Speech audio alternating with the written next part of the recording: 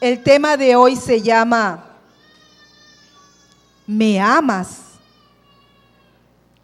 Jesús pregunta hoy, ¿me amas? Es una pregunta que quiero que lo vayan analizando en su corazón. Y vamos a leer el pasaje que hoy nuestros hermanos de seguridad estaban dando a cada uno cuando entramos a la iglesia. Y bendito sea el nombre de Dios. Y leemos su palabra en Juan 21:15. Cuando todos los tengan, me dicen amén. Amén. Amén. Dice así en Juan 21:15, en el nombre del Padre, del Hijo y del Espíritu Santo. Cuando hubieron comido, Jesús dijo a Simón Pedro: Simón, hijo de Jonás, ¿me amas más que estos? Le respondió: sí, Señor, tú sabes que te amo.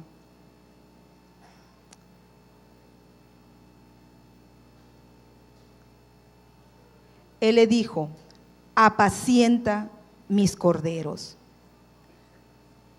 Jesús resucitado se presenta a sus discípulos. Y he aquí, se presenta con Pedro y empieza a hablar con él. ¿Quién era ese Pedro? Ese hombre que en un tiempo era ese testarudo, violento. Ese hombre que fue capaz de cercenarle la oreja a un siervo cuando venían a apresar a Jesús. Ese hombre que estuvo con Jesús durante un periodo de 3 años. Y Jesús le pregunta a él, a ese hombre que caminó con él: ¿me amas? Apacienta mis ovejas. ¿Quiénes somos cada uno de nosotros en este caminar con Dios? Quizás muchos de nosotros tenemos más de 3 años habiendo conocido al Señor. Otros quizás tengan solamente un poco de tiempo. Entonces, Jesús nos está preguntando hoy: ¿me amas? Mas volvió a decirle la segunda vez: Simón, hijo de Jonás, sabiendo quién era él, no solamente el hermanito tal, hijo de Jonás, ¿me amas? Pedro le respondió nuevamente: sí, Señor, tú sabes que te amo. Le dijo Jesús: pastorea mis ovejas. Si Jesús estuviera hoy con nosotros y nos preguntara: José, ¿me amas? ¿Qué diría? Sí, Señor, te amo. Apacienta mis ovejas. Y otra vez: José, ¿me amas? Sí, Señor, te amo. Apacienta mis ovejas o pastorea mis ovejas. ¿Qué implica apacentar? ¿Qué implica pastorear? Cuidar. Dice que apacentar implica darle alimento a ese animal que se está cuidando o llevarlo al lugar donde él va a comer. Eso es apacentar, eso es pastorear también, cuidar de ese animal que está a su cargo, alimentarlo, proveerle, cuidarlo. Y por tercera vez, Jesús le pregunta a Pedro: Simón, hijo de Jonás, ¿me amas?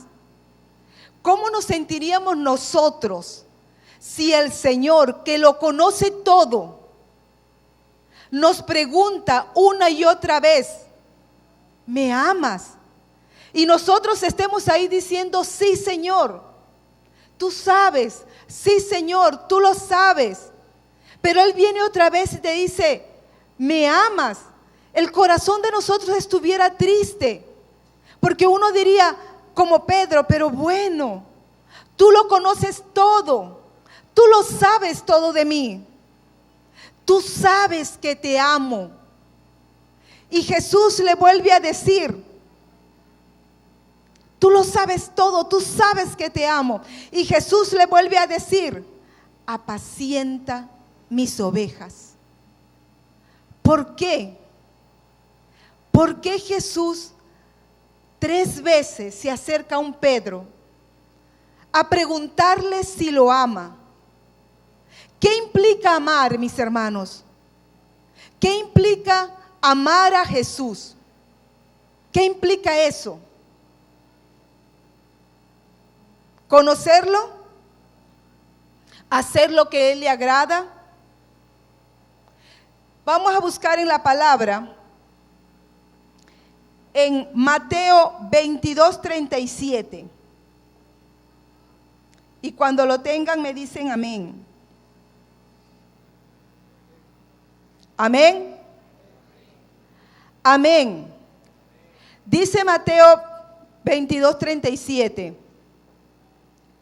Jesús, antes de eso, viene uno de la sinagoga y le pregunta, un fariseo, para hacerlo tentar y para a ver cómo responde Jesús. Y dice en el 36, maestro, ¿cuál es el gran mandamiento de la ley? En la ley, Jesús le dijo, amarás al Señor tu Dios. Vamos a repetir todo. Amarás al Señor tu Dios con todo tu corazón,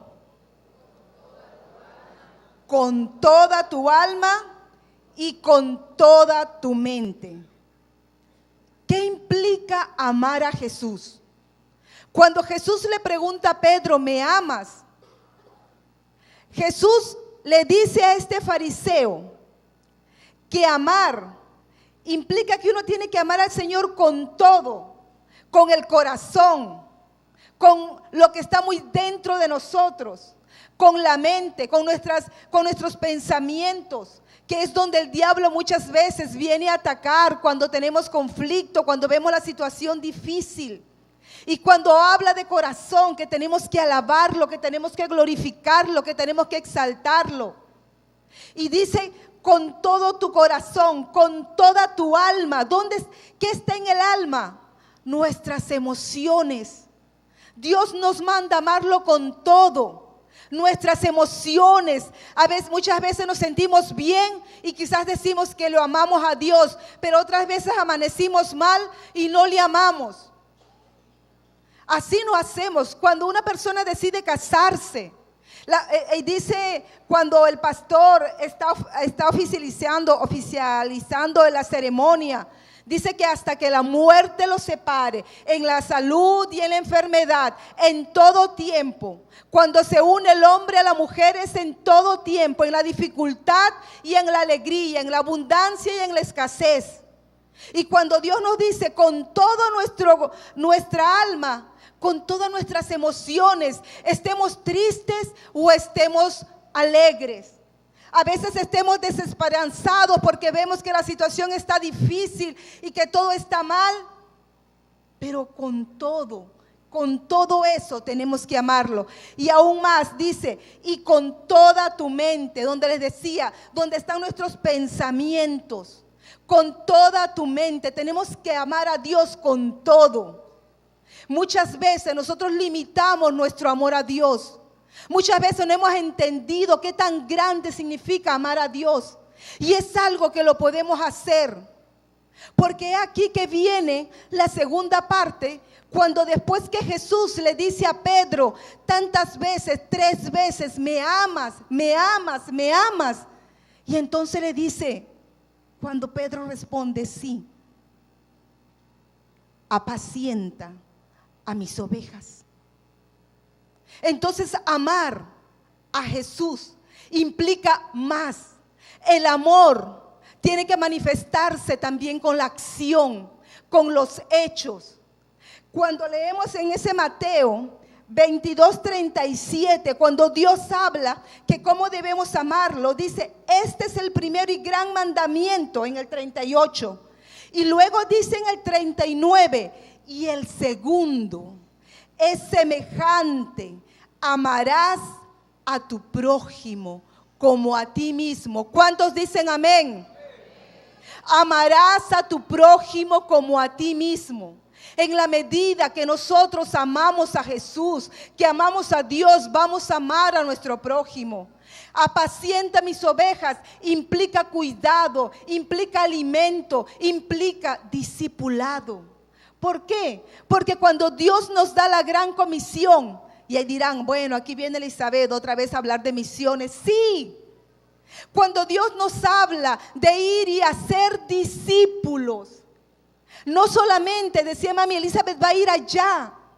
No solamente voy a aprender una lengua para poder comunicarme con la gente. Voy a aprender una cultura para poder estar con ellos y saber qué debo de hacer y qué no debo de hacer. Implica hacer discípulos. Implica ir con ellos.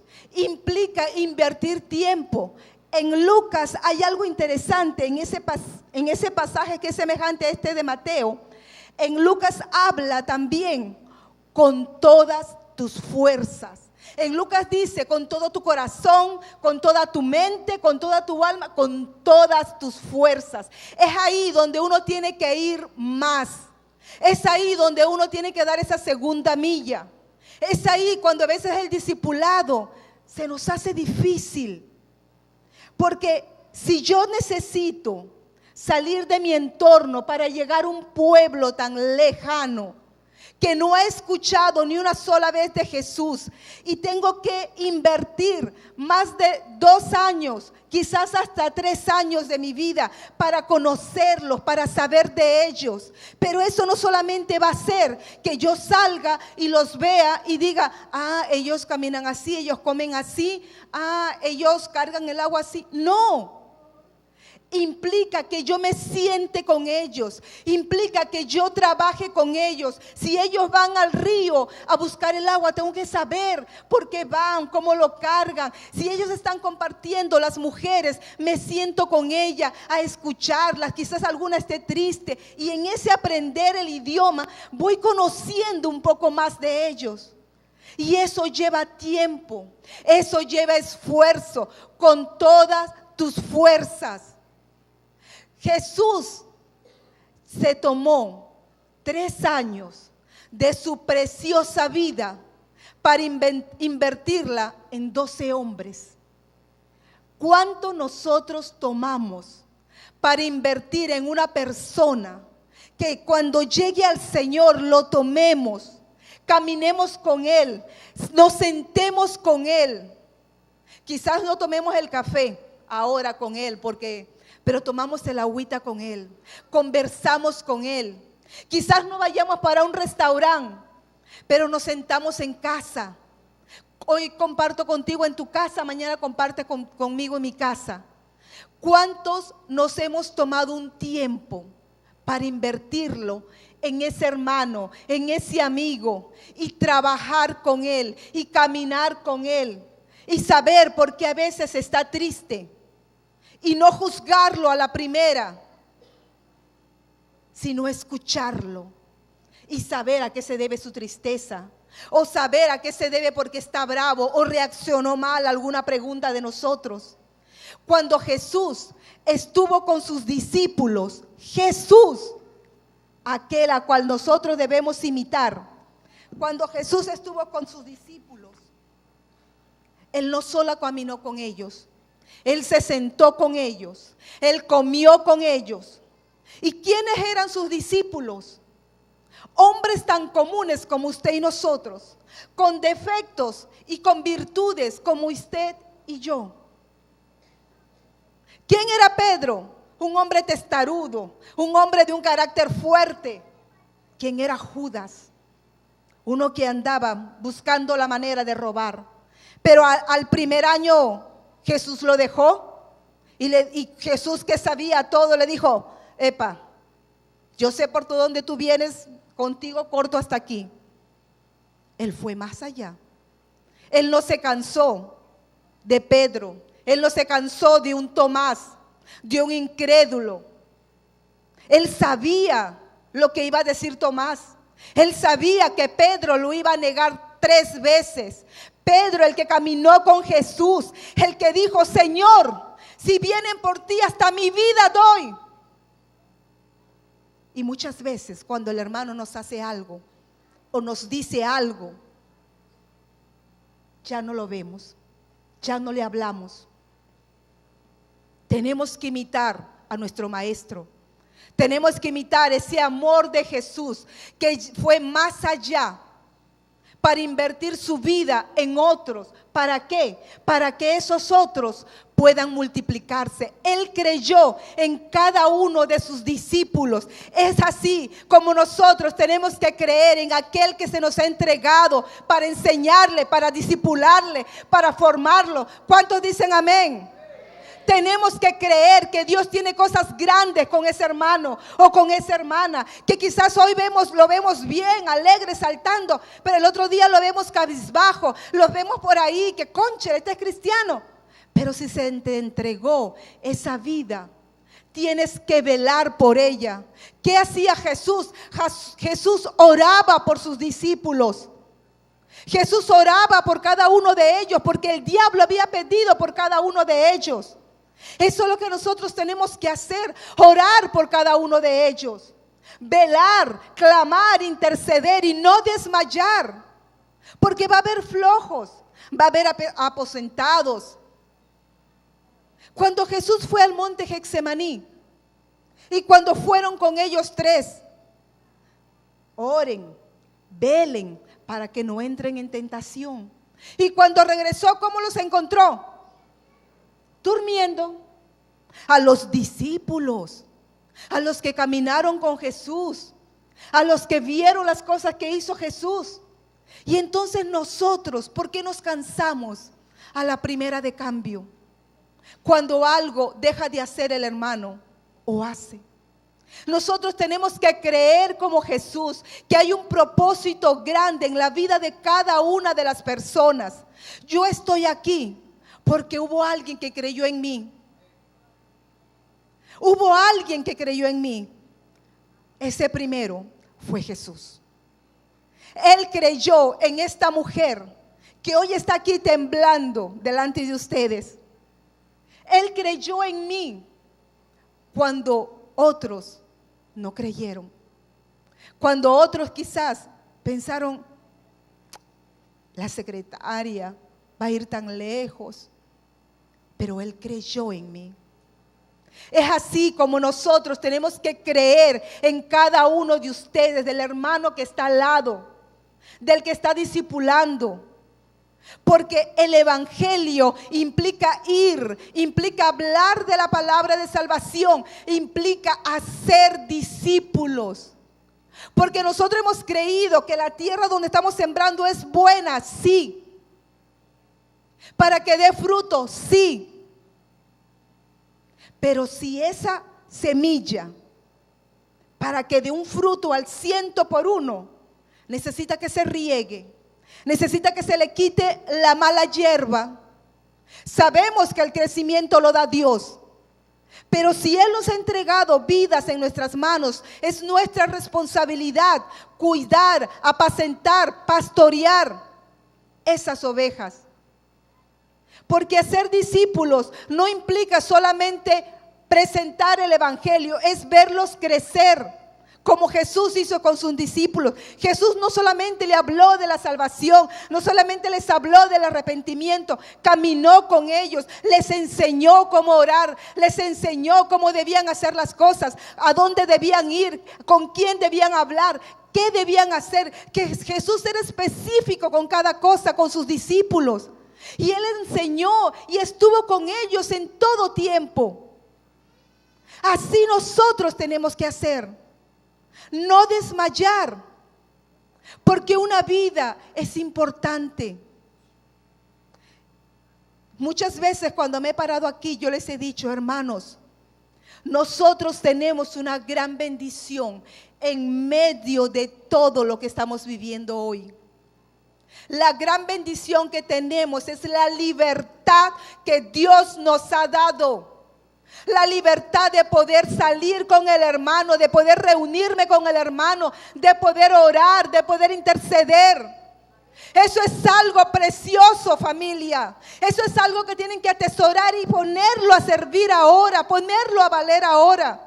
Porque no sabemos qué puede acontecer después. Hay un solo amén por aquí. ¿Cuántos dicen amén?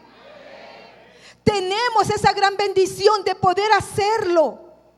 No esperemos que ocurra lo que ocurrió con los discípulos, que después de saber todas las cosas de ese Pedro que le dijo: Señor, tú sabes que yo te amo. Pero cuando vino el momento difícil, todos fueron a esconderse porque vino la persecución. Y fue a través de la persecución, fue que cuando recién comenzaron a salir para empezar a evangelizar, para empezar a hablar de Dios, para empezar a ser discípulos. No esperemos eso, hagámoslo ahora. Busquemos a Dios mientras pueda ser hallado, dice la palabra. Es el tiempo de hacerlo ahora. Es el tiempo de discipular, de consolidar, de afirmar. ¿Cuántos de aquí y hoy en día el transporte y todas las cosas? Eso implica también el discipulado. Acompañar al hermano, pero también saber sus necesidades. Y ver, wow, hoy no vino a quien yo discipulé. ¿Por qué será? Se quedó dormido seguramente. No, ir más allá. Primero mandarle un mensaje, llamarlo. ¿Qué pasó? No te vi. Y quizás él diga: me siento mal, o no tenía para el pasaje. Y es ahí donde tú dices y le das una palabra de aliento y le dices: el próximo domingo te vas buscando, o el próximo domingo nos vamos los dos caminando, o el próximo domingo, pero el próximo domingo vas a estar allá para recibir la palabra de Dios, porque yo no te voy a soltar. Tú vas a caminar conmigo, tú vas a ir conmigo, porque tú necesitas escuchar, tú necesitas consolidarte, tú necesitas alimentarte. Yo te voy a llevar donde está el alimento. Entonces tenemos que hacer eso con cada uno. Porque sí, se van a presentar dificultades. Hoy en día sabemos el transporte, el efectivo, son tantas cosas que el enemigo está colocando para detener la obra de Dios.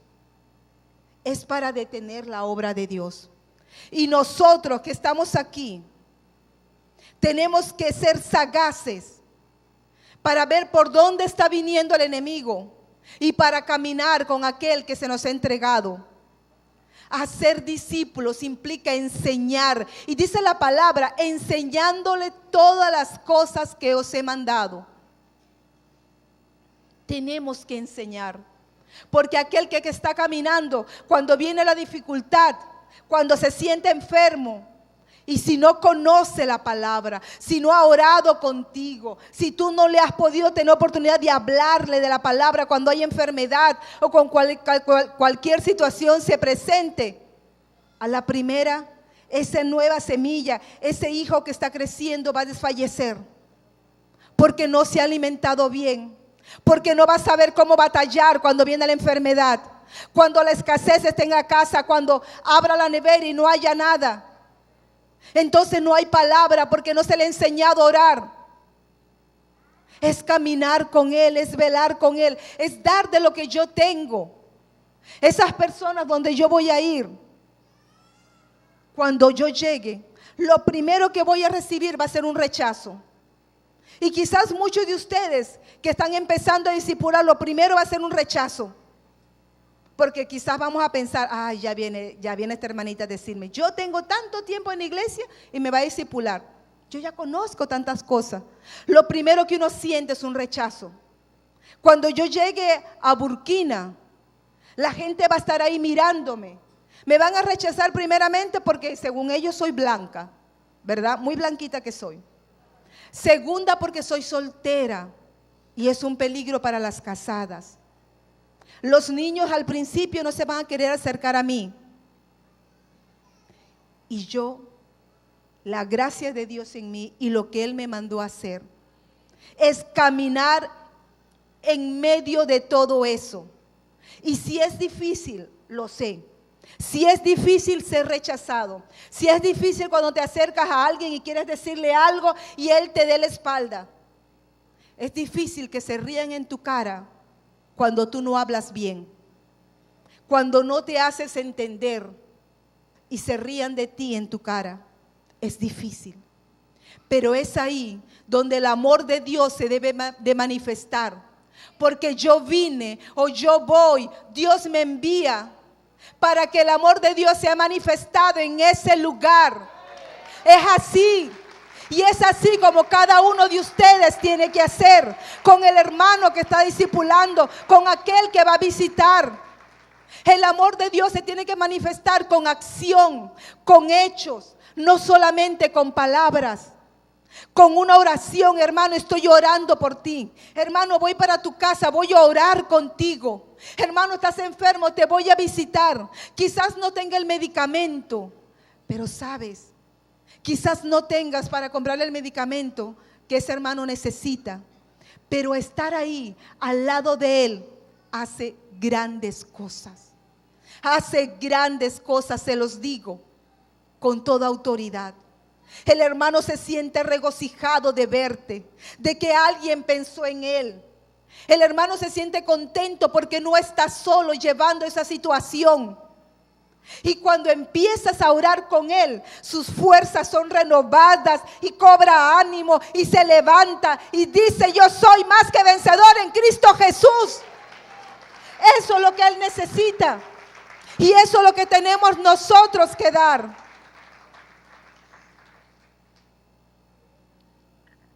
En este tiempo, para ustedes jóvenes y también para los adultos, los que están cada uno de aquí, hemos escuchado el evangelio y hemos tomado en poco la sangre de Jesús. Sí, lo hemos tomado en poco, porque si ese precio que Él pagó lo lleváramos con nosotros y supiéramos cuán valioso fue esa entrega, nosotros nos esforzaríamos más allá de nuestras fuerzas y daríamos más allá de una segunda milla por aquel que no vemos en la iglesia, por aquel que necesita oración, por aquel que está en la calle y aún no ha escuchado de él, o lo ha escuchado y estamos nosotros cansados de decirlo. Pero si no hemos entendido que esa sangre también fue derramada por amor a cada uno de ellos, poco podemos hacer. ¿Saben, familia?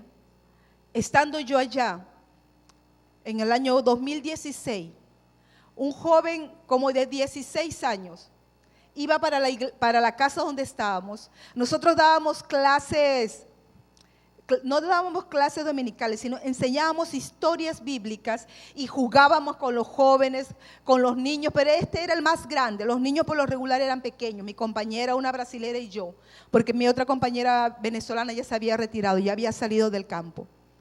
Y era un joven que parecía muy tímido, musulmán, y él iba para allá y escuchaba. Quizás uno diría, pero él viene para comer nada más, porque escuchaba y agarraba la merienda, escuchaba un rato y luego se iba. Y así pasó varios tiempos. Y fuimos viendo que ese joven hablaba, que ese joven compartía. Nos sentamos con él, hablábamos con él. Yo tuve que salir. Fui en esa oportunidad para conocer más a los fulanos. Salí de la capital y fui para una provincia que se llama Maradí. Mi compañera continuó en la casa recibiéndolo. En esa fecha se estaba celebrando lo que allá llaman la fiesta del Tabasqui.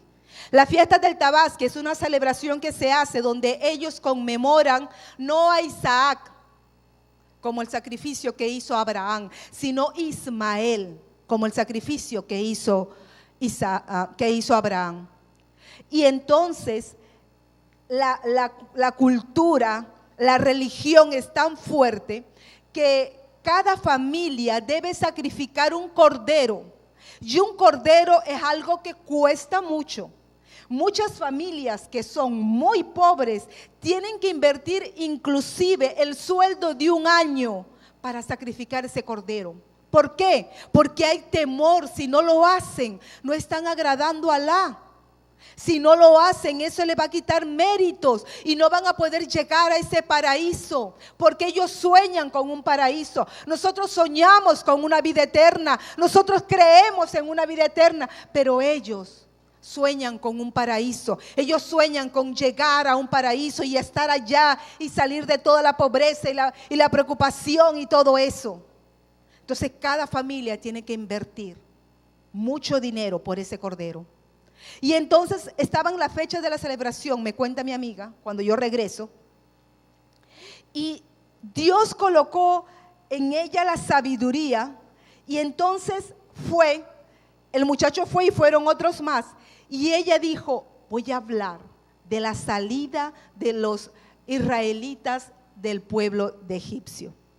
Y ella comenzó ese día, me dice, a narrar la historia del pueblo de Israel, cómo salió, y cuando Dios le habló a Moisés del ángel de la muerte, el joven era el que tenía 16 años, el que tenía un poco más de entendimiento, el que era más grande dentro del grupo. Y cuando ella empieza a contar, me dice que ella empezó a hablar, que Dios le dijo a Moisés, y el ángel de la muerte va a pasar, pero Dios le dijo a Moisés que tomara un cordero y que su sangre lo pusiera en el dintel de cada casa, y que cuando el ángel pasara y viera la sangre en esa casa, el ángel iba a pasar de largo y no iba a entrar. Lo que impresionó a mi amiga fue que ese joven se levantó y lo primero que dijo: Tanti, yo quiero de esa sangre. Y ella dijo: ¿tú quieres de esa sangre? Sí, porque yo no quiero morir, porque yo no sé si viene la epidemia de malaria y pasado mañana yo no me levanto, porque yo no sé si me da una fiebre y me muero. Yo no quiero morir, yo quiero que esa sangre también tenerla. Y fue la oportunidad para ahí hablarle de Jesús. Y fue la oportunidad para decirle: si tú quieres esa sangre, ayuno que entregó esa sangre y no hay más sacrificio, ese se llama Jesús y lo entregó por amor a ti. Y ese joven esa tarde, ese dijo: yo quiero a ese Jesús en mi vida, yo lo quiero tener. La sangre del cordero se hizo rema en la vida de él. ¿Por qué? Porque la muerte ronda por esos países, como dice la palabra, como león rugiente. Ronda cada hora, ronda cada minuto, buscando a quien llevarse sin conocer a Jesús. Y nosotros que tenemos esa sangre, lo hemos dado por poco. ¿Por qué? Porque no salimos a evangelizar, porque no vamos a discipular, porque a veces nos cuesta consolidar. Cuando nosotros interioricemos eso de la sangre que Jesús pagó por nosotros, nosotros vamos a querer hacer más. Nosotros vamos a querer salir todos los sábados, vamos a querer estar con esos grupos de discipulados, vamos a querer ver por ese hermano que no ha venido, vamos a comenzar a orar, vamos a comenzar a clamar, porque sabemos que el devorador anda como león rugiente buscando a quien devorar, y no queremos que ellos perezcan, sino que vayan con Jesús a una vida eterna. Eso es lo que tenemos que llevar en nuestros corazones. Y hoy pregunto, como lo dijo Jesús, y no a mí. Háganse que Jesús está preguntando: ¿me amas? Iglesia, ¿ustedes aman a Jesús? ¿Están haciendo de ese primer mandamiento, que es amarlo a Él con todo, pero también cumpliendo el segundo, que es amar al prójimo como a nosotros mismos? ¿Estamos amando en esa medida? Tenemos que reflexionar y tenemos que velar porque ese amor permanezca, prevalezca y crezca en nosotros, para poder hacer lo que quizás hoy yo hago, de salir un poco más allá, de ir un poco más allá. Y yo voy también con mucho temor y con mucho temblor, Pero cuando yo veo vida de niños, vida de jóvenes, vida de mujeres cambiar, cuando escuchan una palabra de valor en ellos, cuando saben que no están solos, que hay alguien mayor que dio la vida por ellos y sus vidas comienzan a tener un cambio. Yo digo, Señor, vale la pena darse, vale la pena gastarse, vale la pena 1 año, 2 años, 3 años, 4, 5, vale la pena, Señor, invertir mi vida. Y si no regreso, y como dijo la reina Esther, y si perezco, que perezca. Pero voy a hacer lo que Dios me mandó a hacer. Amar, hermanos. Voy a amar hasta las últimas consecuencias. Y eso es lo que ustedes tienen que hacer. Amar hasta las últimas consecuencias. Así les cueste. Eso es lo que tenemos que hacer. Amar hasta las últimas consecuencias. Eso es lo que tenemos que hacer. Vamos a inclinar nuestros rostros y vamos a reflexionar sobre eso que Jesús le preguntó a Pedro. Y vamos a pedir al Espíritu Santo de Dios, aquel que redarguye, dice la palabra, de pecado, de justicia y de juicio. Vamos a ponernos ahí delante del Señor. Y vamos a hacer que estamos al lado del Maestro. El Maestro con el cual hemos caminado. El Maestro que nos ha libertado de la esclavitud. El Maestro que muchas veces nos ha levantado de una cama. Que nos ha dado fuerzas para continuar. El Maestro que ha hecho que de nuestro vientre haya fruto. El Maestro que ha hecho que el hijo regrese a casa, o que el esposo regrese a casa, o que la mujer regrese a casa. Vamos a estar ahí delante del Maestro, aquel que lo dio todo por amor a nosotros. Y vamos a interiorizar esa pregunta que Jesús le dijo a Pedro. Iglesia, ¿me aman? Iglesia, ¿me aman?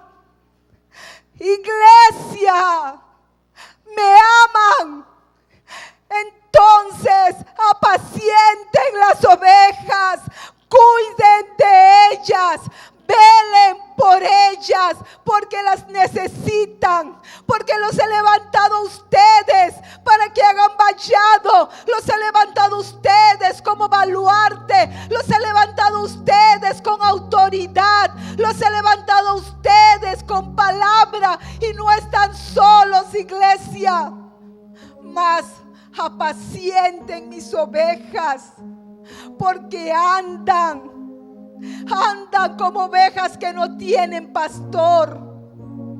Padre amado, en esta mañana yo te pido, Señor, por mi vida y por la vida de cada uno de mis hermanos que hoy está en casa, Señor.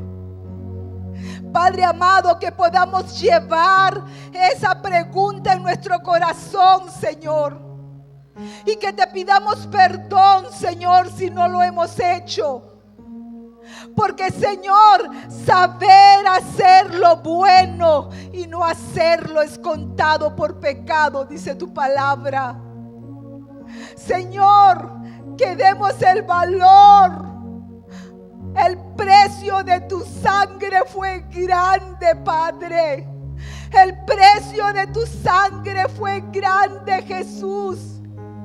Y lo hiciste no solamente por amor a nosotros, lo hiciste también, Señor, por cada uno de aquellos que hoy quizás estén con la patica quebrada, quizás estén ahí, Señor, sin fuerzas para levantarlos, quizás estén ahí, Señor, sin ánimos de venir a tu casa. Pero hoy, Señor, tú levantas no un ejército de 12, tú levantas a una iglesia, tú levantas envías a una iglesia, Señor, para que ellos apacienten tus ovejas, para que ellos pastoreen tus ovejas, para que ellos sigan haciendo discípulos hasta lo último de la tierra, mi Dios, hasta lo último de la tierra, Señor. Yo te doy gracias, papá. Yo te doy gracias, Señor, por tan grande amor, papá, por tan grande amor, Señor. En el nombre poderoso de Jesús, Señor, te doy gracias. ¿Cuántos dicen amén? Y hoy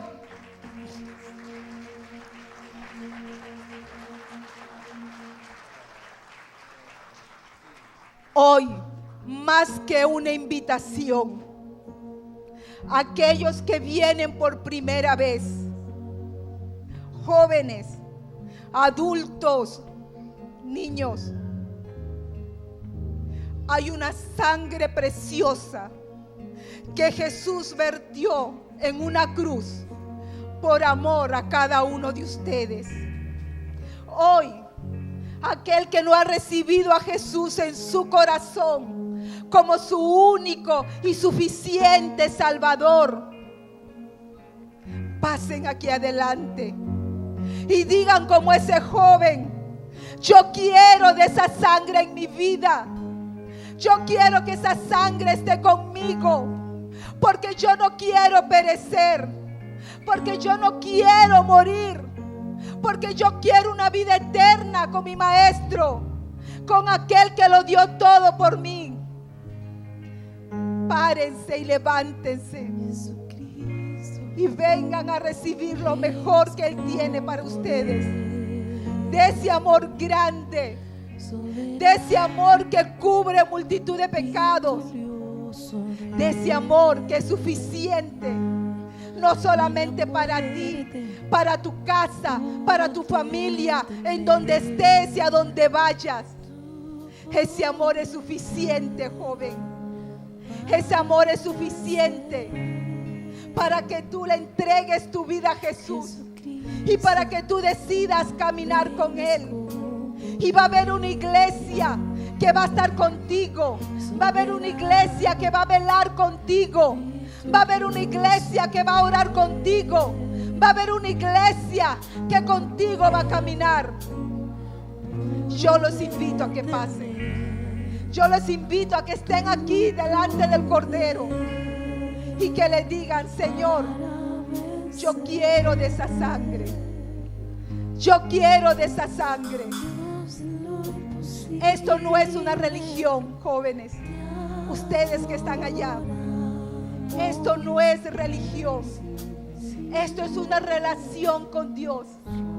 Esto es decirle al Señor: quiero amarte como tú me amas.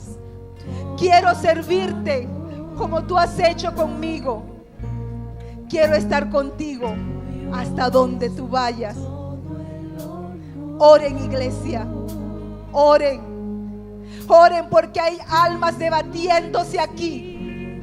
Oren porque hay almas que están precisando del Señor aquí, que están necesitando de esa sangre, que están necesitando venir delante de los pies del Maestro. Y aquel que ha dejado de venir y hoy está regresando a casa, renueve su pacto con Dios. Renueve ese amor con Jesús. Renueve esa relación con Él. Y dígale: Señor, yo quiero seguir caminando contigo. Señor, yo quiero seguir marchando contigo, Señor. Padre amado, yo quiero estar ahí.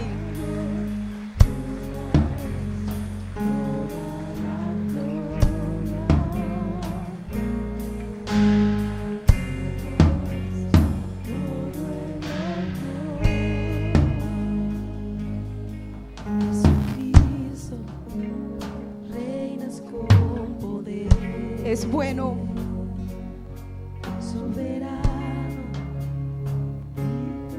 Es bueno ver a sus hijas otra vez en casa.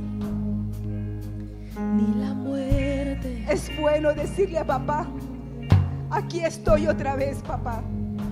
Y esta vez es para permanecer. Esta vez es para prevalecer. Esta vez es para no dejarte más. Jesucristo,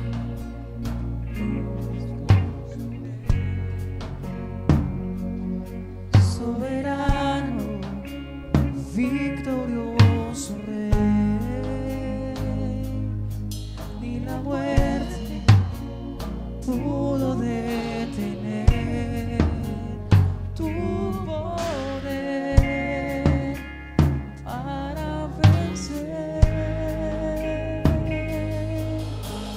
Dios de lo imposible, te adoramos,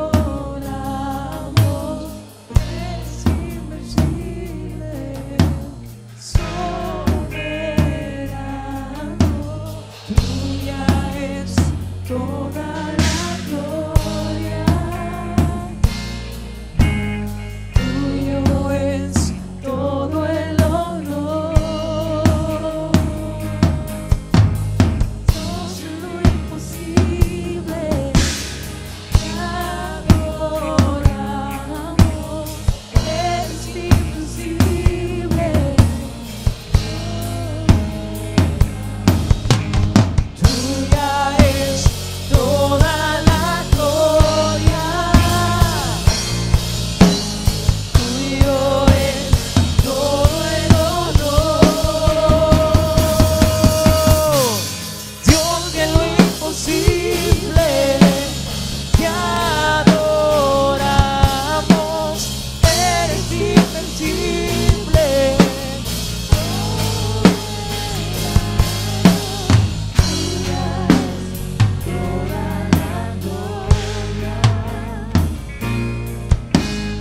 tuyo es todo el honor.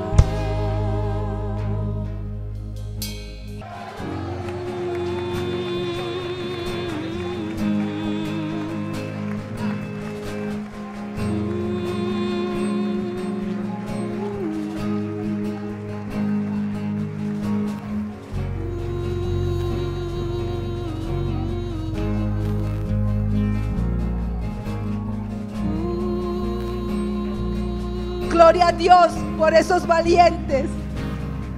Gloria a Dios.